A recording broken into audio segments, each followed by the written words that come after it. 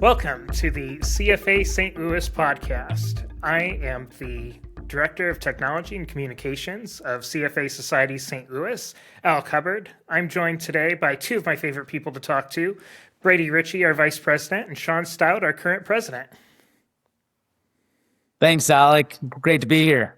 Let's kind of roll things off. And why don't you tell us a little bit about how you got started in this industry? Is investing something you've always been interested in? And how did you kind of end up where you're at?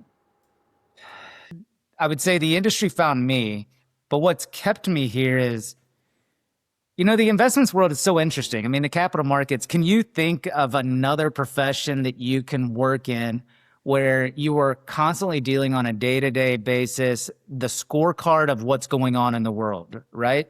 So you think about it, if there's a geopolitical conflict that's happening and how that impacts the markets, if it's consumer sentiment or wallet share within the portfolio or interest rates or how many houses people are buying, it's that tie-in of the quantifiable, right? And it's also the human emotion and the human side all coming together into that scorecard. And I think it's that interdisciplinary approach or interdisciplinary study that keeps me interested and passionate and energized about waking up in the morning and studying more and more and trying to find ways ultimately to bring those capital markets to the private client and towards their wealth. So how do you prepare yourself for a career where there's so much going on? There's geopolitics, there's currency stuff, there's investing, there's, keeping clients happy, there's behavioral part of it. What does that look like? Specifically, the work that I do, it is one where you always are needing to evolve, you're always needing to learn, and you're always needing to grow. And so here we're on the chat with the CFA Society of St. Louis. I thought it was very important and I was passionate about learning more about the investment industry, right? And I thought through conversations and also a little bit of a challenge to pick up on the CFA designation, study, learn, grow. For those that don't know, there's 3 exams. You got to pass each exam, go through that as well. And you find a lot about yourself. I think that is one big takeaway for going through the CFA curriculum and getting the charter is really the character, ultimately, that it forces you to show and generate as time goes. Did you start that, before you had a job in the industry, or were you working in the industry when you started studying? No, great question. I had actually been working in sales, right? And I did that for a few years. I like to believe that I did pretty well in it, but I really wanted to go into more the research and strategy side. To me, in the industry, that was kind of the pinnacle of what individuals wanted to try to do. And in looking out, in resumes or what are the requirements to be a research analyst or to be a strategist, CFA was always one of those designations that kept popping up over and over. I was fortunate enough to run into a large cap portfolio manager and his team, and they gave me a little bit of an early head start. The charter would be, I think in their words, it was the designation that the financial engineers or the rocket scientists, I think is what they said, in the industry go after. And so to me, that was the gauntlet was thrown, that was the challenge. And I wanted to go do it. So you also have a CFP, is that right? Yep. CFP. And if you see the common theme, I really do truly believe in learning and growing as time goes. And CFP is certified financial planner. Yeah, exactly. And so what would you say like a big difference is between the CFA and the CFP? Simply put, CFA is the markets and its investment management expertise, and CFP is understanding the client's life and goals and objectives. The benefit that I've had is, background research, did the charter, CFA. Now I work with a private client, and I wanted to understand more about how to be more effective and geared towards helping those individual clients. So did the CFP, and I find that that's just a phenomenal combination, right? And especially in the private wealth side. And Again, I think the CFA is ultimately that's how you generate, so to speak, the alpha, right, on the investment side. And CFP is a little bit more along how do we match that up or bring the capital markets to that individual client's needs, wishes, and wants. Do you think the ultimate is to have both, but if somebody just wants to be like client facing CFP and an analyst, a CFA, you have both as well, Alec, is that right?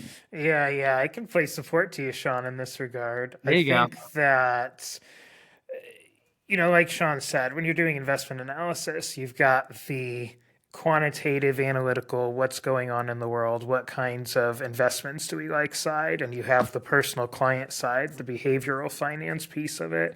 And if you're working in the investment analysis space, having a CFP is a really good complement because when you're working with a client, by knowing what kinds of trusts are set up to do what kinds of purposes, what different estate tax or estate management vehicles exist, like you can learn a lot about what a client is trying to accomplish by understanding that broader set of their financial plan. And then you can bring the CFA piece into it to really understand which investments that I'm looking at that I like fit in with what this client's trying to accomplish.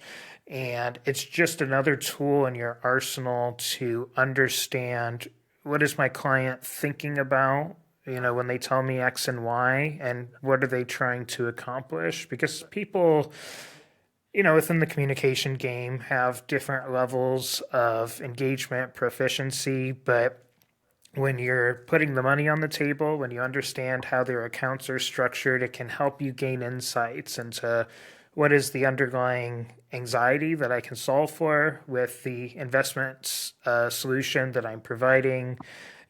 Questions like that. Does that line up with your experience, Sean? Yeah, no, I think you put it well. I mean, I wanted to be, so I'm working with a private client, right? I mean, that's a bulk of the work that I do on that side. And I didn't want to be just a research analyst, right, that understands the market, but doesn't understand the client. And then I would also thinking I would not want to be just on the other side with CFP. And I did CFA first, right? And then CFP second. So I think it's a great combination within the space in the field, again, specifically within private wealth management. And I'd encourage anybody that is interested in gaining designations, that those were two that were very helpful, at least for my career and profession. Do you think that, for like a university student, that they should start studying while they're still in school? Or do you think that they should get a job in the industry first? It's tough, right? So to really focus on your studies in school and being able to continue, getting your straight A's or high grades and learning more, it would be tough to back into. So CFA, it's 3-part series. It's a 3-part test. It usually takes individuals 3 years or so, and each of those sections takes most individuals 350 hours to complete. So if you think about it from a student perspective, and if you split that out into, call it a 12-week period of time, I mean, what are you looking at there? 30 hours per week if it were a 12-week period.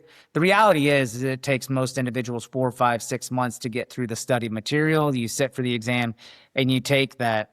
Having gone through and passing the level 1 exams, I think would be truly a competitive advantage for students coming out of school, having just finished their bachelor's, and that would set them apart because ultimately that shows from an employer standpoint that you're committed, you do have the passion, you have the energy to go through and likely then continue along that path and go become a charter holder in the end as well. At the same time, I'll admit it would be daunting. I didn't do it myself, right? It's worth plugging, I guess, since we're from the CFA Society St. Louis. I used to do work with our education committee, and a lot of schools are increasingly integrating CFA curriculum into their class curriculum. I know that's something that Mizzou has done pretty effectively, where if you're taking their finance courses, you can set yourself up for the level 1 pretty well while you're still in school.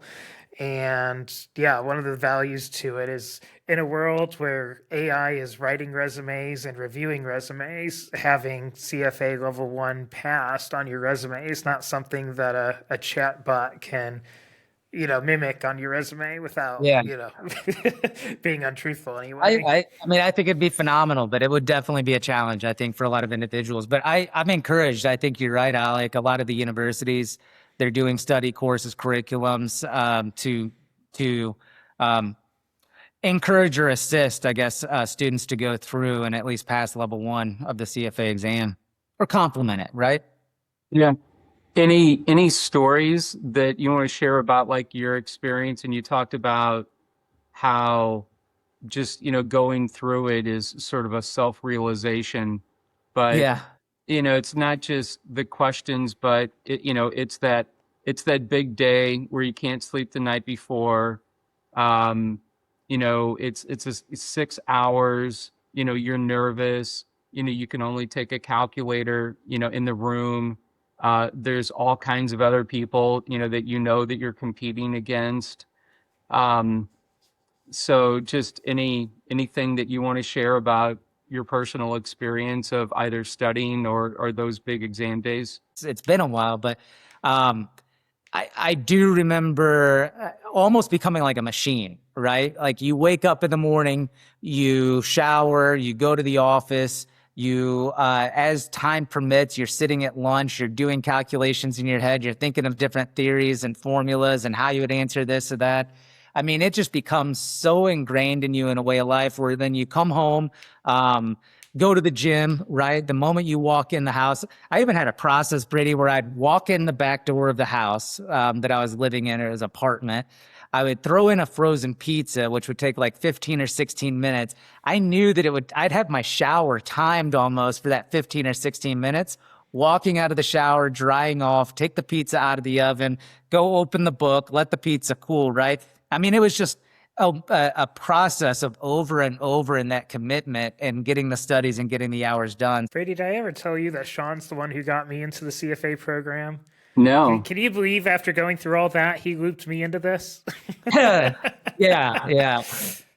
I just like to see the pain in people's face as they go through it. Maybe that's the agony. No, I'm kidding. I really believe in it. I think that for me personally, at least, Brady, it's opened a lot of doors for me. And I would share not only the exam, but the network and the society as we've built it out. I think that's more and more important, right? You walk into the room and you've got a lot of driven, ethical integrity. Think of other, adjectives and adverbs that we can go through and describe it, but it's just a lot of high performing individuals in the room. And it's a strong network that are really there to be collegial and to help each other out as we move forward. And so it's, at least personally for me, it's opened a lot of doors and given me a lot of opportunities. The other thing too, that I noticed, and I was still in sales. No, I was in research. So I was able to go into research when I was finally able to use the credential, but whether rightly or wrongly, I worked at a large organization. I do remember after having passed and being able to put the letters behind my name in the email signature line, it was almost like there was a night and day difference as to the response rate I felt like I got back from the other side. And maybe that was just me and it was just me projecting, but it really does carry a lot of weight. So shifting gears a little bit, how do you think AI will affect the investment industry? I enjoy using the technology. Back to the statement that I made a few moments ago, I think this is an industry where you need to just be comfortable with learning and growing and evolving as time goes. And I view AI in a little bit of the same vein. Now, I don't necessarily believe that AI is going to take anybody's jobs, but I think I'll quote the CEO of NVIDIA, Jensen Huang, when I say, the person using AI or the technology may end up taking your job. I think it's great. I think that it will double down on the need and the interest for individuals to keep up their expertise within the industry and to be at the top of their game. I mean, here's the other thing too.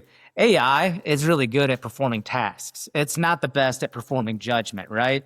And the investment market is ultimately quantifying or lending judgment. It's making decisions when there's uncertainty. And then it's also back to the conversation around clients and the behavioral approach. It's understanding the clients that much better. And I think ultimately what that lends to is it's going to be a technology. It's going to make those that are good even more effective and more efficient, and be able to transfer those skills to a wider base all across the board. Any way that you're using AI now, either For those personally or tasks. professionally? Yeah. So, I mean, for those tasks, when you have a great idea, for example, for a presentation, so some individuals really like going into the colors or building out slides on PowerPoint presentations. That's not me, Brady. I'd rather task that out to somebody else. And I use a lot of the AI tools, for example, to do that. I like using it to do research. And I mean, this is kind of a deeper conversation, right? But I don't view technology, AI, and kind of like the machine, if you will, as being a source of definitive information. I view it as a resource for information so that I can make a judgment or I can lend a decision. But I don't view it as definitive, right? And so I like using it that way. I like pulling research. I like, almost like a Google engine at that point. I like trying to think through things. I did one the other day. It was really cool, where I knew what kind of Excel spreadsheet that I wanted to build out for an investment within a property. And I used some of the AI language models to build out that Excel spreadsheet. I mean, it saved me probably an hour, 2 hours worth of time in building it, typing it out, going through it. But I still needed to think through what is the outcome that I'm looking for? What type of information do we have at our disposal? What matters to the individuals as well? And so I use it in ways like that all the time. Yeah.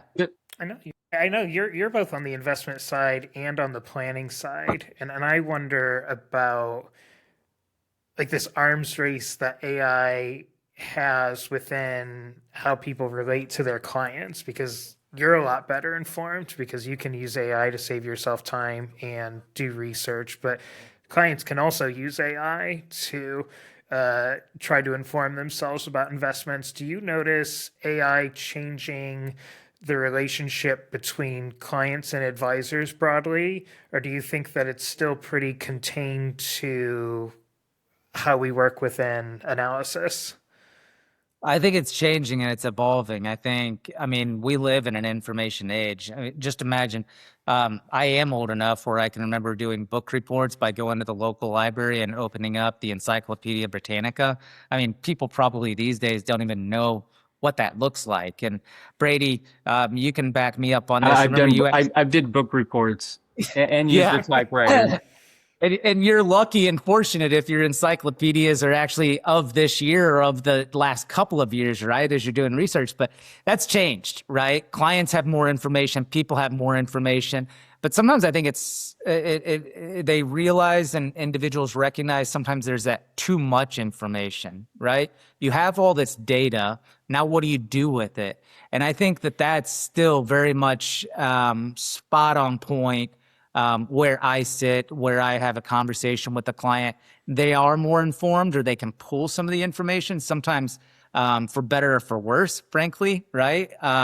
Because there's some of the algorithms or some of the feedback that they're getting is supporting their already biases that they have within. But not to succinctly say it, Alec, I think it's more along the lines of we're in the information age, but knowing and being an expert within a certain space, it's still the same job as time goes forward. It's just, again, operating at that higher standard, that higher level.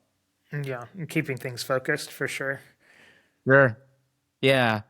Or what's important, right? Probing those questions for the client, or the client not necessarily knowing how to express or communicate their risk preferences within a portfolio, or what does risk even mean to them. I've had the conversation, I brought it up several times. I've yet to have a client, I think this is a true statement, it may have happened once over my career, but I've yet to have one client ask me about the standard deviation of a portfolio. But I promise every client does understand the volatility or what it means or how they feel about the portfolio. And that transcends not just simply from an academic standpoint, how large cap is impacting small caps or how the correlations are affecting them, but it's also just the belief, and I guess you would say almost the utility that clients have about certain investments relative to others, right? And I can back into thoughts and ideas. I started in the industry in 2006, and I remember in 2008, 2009, one specific instance where there was a client where they had a choice: diversified portfolio or a basket of, call it 5 or 6 blue chip stocks, right? So think like McDonald's, think Walmart, think ExxonMobil. And their decision, no matter how long or in depth of a conversation we had, was ultimately that they didn't like that diversified index fund because they had that belief system. And so I think it's still very much a people-oriented industry altogether. It's amazing. I guess people finding reasons to believe the things they already believe predates AI. Yeah, For better confirmation or worse. bias. That's what we're looking for. Confirmation bias. You see anything on your end, Brady? I don't know if it's because of AI, but I think that people are a lot less social. I think that people have a tendency to go to a restaurant and order through the drive-through and sit in their car and eat their meal. And to me, that I don't understand that at all. But I think that they're just less social. I won't get into the psychology of. I think CFA of charter people. holders have a reputation for being a little bit more introverted than the median person. So to avoid coming off as the pot pointing at the kettle, the CFA Society St. Louis does a lot to keep people social and keep analysts engaged with one another. And you should come to one of our events or hop on our podcast. Yeah, exactly. I promise we won't be we will endeavor to not be the one sitting around the dinner table with everybody on their own phones. You guys Go ahead. remember the first time that you ever went to a CFA event, like a breakfast or lunch or something like that? I don't remember it specifically, but I remember how I felt, right? And that's kind of like that's quintessential. You don't remember the information necessarily, but you remember how you feel. And I remember walking in, Brady, and looking around the room, and it was basically like all of my bosses and all of my bosses' bosses and their bosses, and it was kind of like they were all in the room. And so I remember walking in and going that way and feeling a little bit overwhelmed. But I know both of you, and I'm interested in your take. It really is a collegial environment, right? And there's really a lot of people who really care about you and the individuals and lifting each other up and trying to grow not only the society, but just also just regionally, right? The industry within St. Louis here. But I remember thinking that I personally, for anybody that listens to the video, if you see me in an event, flag me down, come talk to me, hang out, because I was there. I couldn't remember that and not knowing anybody. And I certainly also now, years forward, can appreciate that that it really is just a strong group of individuals, and happy to make introductions ultimately for people. What about I you, remember Alex? it took me a while. Like I went to the first one that I did. It was right after COVID. And so it was kind of the anxiety of like being out for the first time in a while and I'm getting connected to all these great people in the industry. And I used to take like a spiral notebook because I would talk to people about like what they were doing and how they were thinking. And I would take notes frantically. And it took me a really long time to realize like, wait, this is a community. If I don't memorize word for word every word of every conversation I have, like these resources don't necessarily go away. We'll come back together and keep the conversation going. Yeah, to echo what Sean said, mine was certainly pre-COVID, but I remember how I felt. I was, I went in thinking that, people might be egotistical, judgmental, something like that, or certainly like unfriendly. And, I sat between two guys that were board members, and they were so thrilled that I was there. So yeah, I agree. It's very, Warm, right? it's very yeah, it's very Yeah. warm. And Yeah. I joke that, it's a big group of finance nerds. Yeah. But I just feel like it's when I go to an event, I feel like it's like Cheers. I don't know everybody's name. We have over 900 members. You grow and you learn and you become friends with people over time. Yeah, absolutely. I think we covered a lot of material. Yeah, Sean, do Good. you have Yeah. any last words for us? Look forward to seeing you both at the next CFA Society of St. Louis event.